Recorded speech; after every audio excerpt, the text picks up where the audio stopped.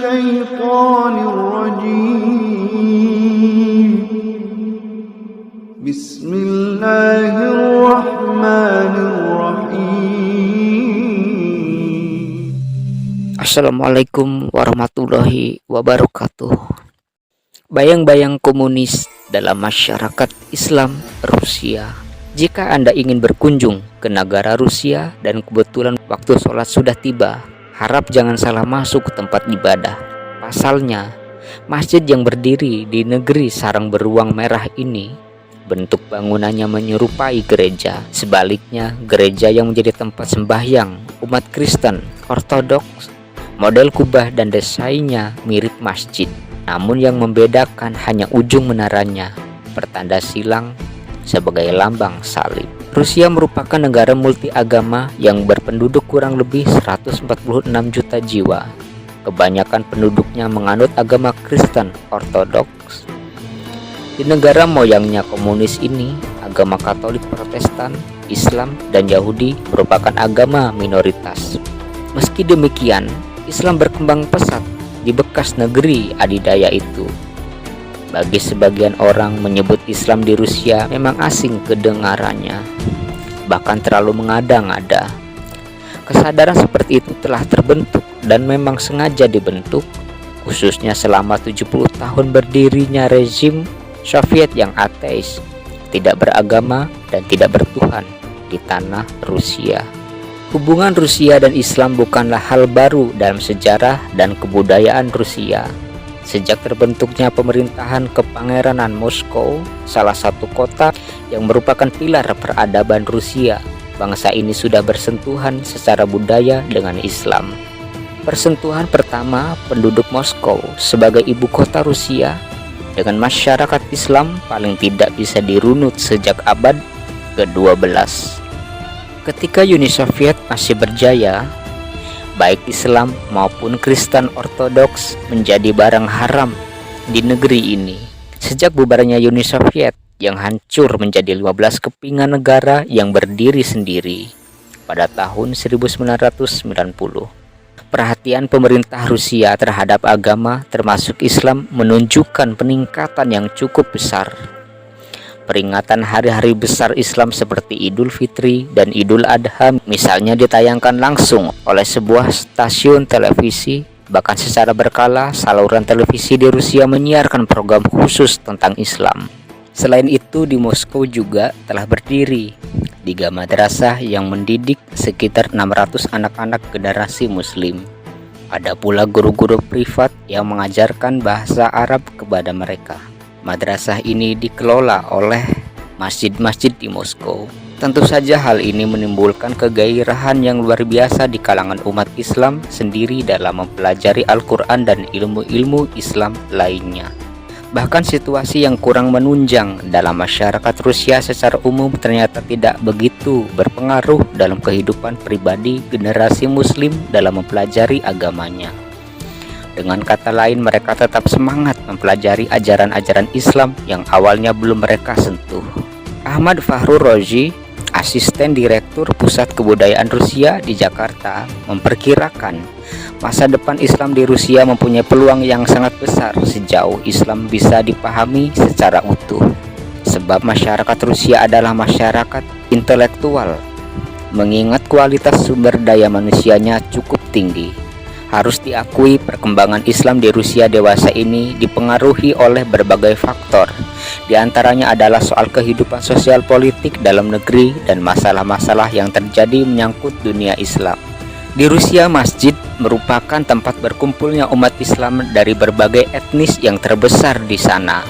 Awalnya mungkin menyeramkan ketika kita memasuki sebuah masjid dan bertemu dengan orang-orang ras Kaukasus yang tinggi, angker, dan berjanggut mirip Osama bin Laden, atau orang-orang Tatar yang putih dengan tatapan tajam dari matanya yang sipit.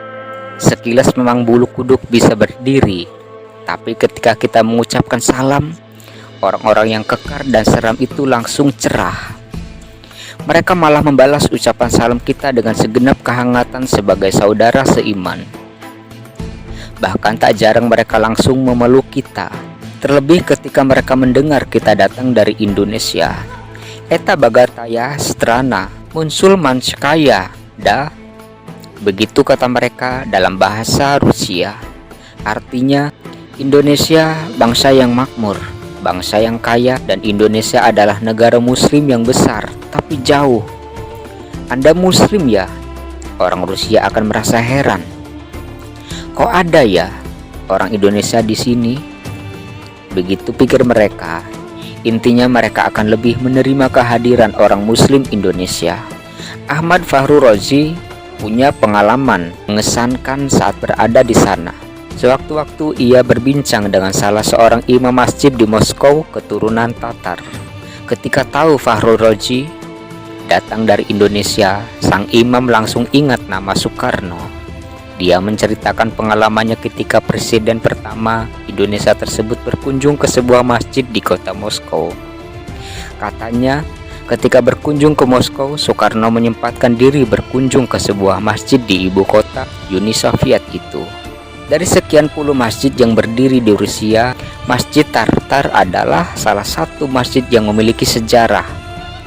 Masjid Tartar berada di Jalan Grid Tartar, Bolshaya Tatarskaya, nomor 28, persis di jantung kota Moskow dan tidak jauh dari kantor Kedutaan Besar Republik Indonesia di Moskow.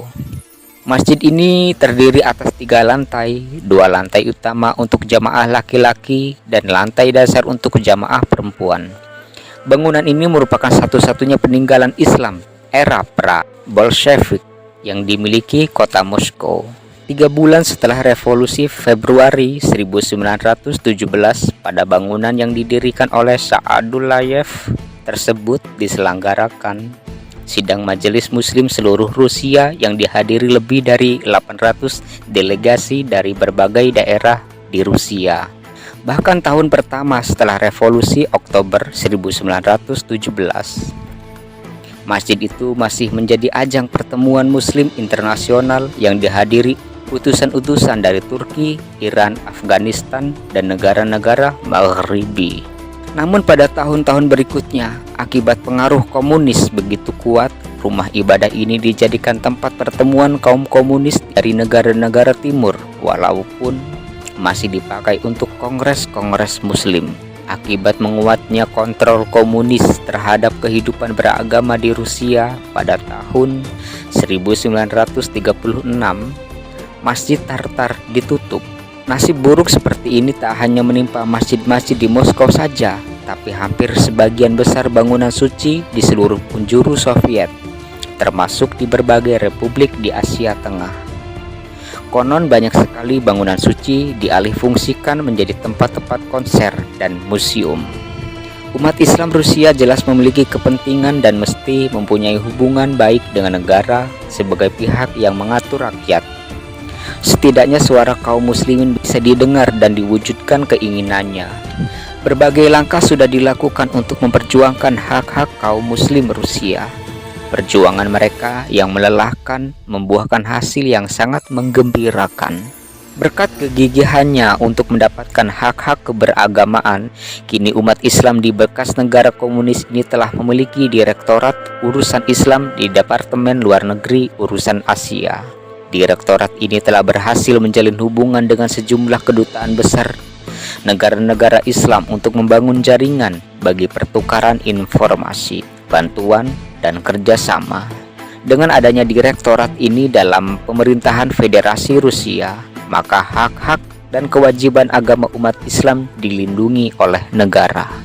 Namun yang tak kalah pentingnya adalah memperjuangkan hak-hak muslim yang bertugas di angkatan bersenjata Rusia agar mereka diberi kebebasan menjalankan ajaran agamanya. Masalah mendesak lainnya adalah bagaimana mengembalikan Islam kepada mereka. Mereka bangga mengaku sebagai muslim, tetapi mereka sendiri tidak melakukan ajaran Islam atau penerapan nilai-nilainya belum maksimal. Misalnya, ada orang Islam yang minum bir atau vodka karena pandangan Islamnya berbeda dengan kita. Walaupun Islam telah lama hadir, tapi mereka takut untuk mengamalkan karena trauma kepada aparat yang terlalu menekan. Oleh karena itulah, maka lembaga-lembaga Islam berusaha mengembalikan pemahaman Islam kepada umatnya. Misalnya diajarkan praktek sholat atau diajarkannya tartil Quran. Sebenarnya syiar yang dilakukan oleh orang-orang Islam di sana sangat sistematis dan terkonsep. Jelas Ahmad Fahrur Razi. Wassalamualaikum warahmatullahi wabarakatuh.